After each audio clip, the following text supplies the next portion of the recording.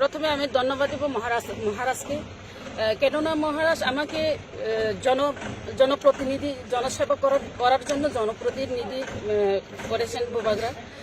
আমি জনপ্রতিনিধি হয়ে জনসেবা অবশ্যই করব। সুখে দুঃখে জনগণের সুখে দুঃখে আমি সবসময় থাকবো, বিপদে আপদে থাকবো। জনগণের প্রতি কি বার্তা থাকবে? জনগণের প্রতি জনগণের যে সুযোগ সুবিধা আছে জনগণের কাছে পৌঁছে দিব আমি। আপনার এলাকায় কোন কাজটার উপর প্রথম মানে বেশি গুরুত্ব দিবেন? না, প্রথমে তো জনগণের যে অসুবিধা সেটাইকে আমি প্রথম প্রায়োরিটি দিব। বিধানসভাতে কোন জিনিসটা নিয়ে সবসময় সরব থাকবে? বিধানসভাতে থাকবো কি 1 নম্বর গ্রেটার ত্রিপুরা ল্যান্ড, তারপর থাকবো জনগণের সুখে দুঃখের যে উন্নয়ন, শিক্ষা, রাস্তাঘাট, পানীয় জল, সব কিছু।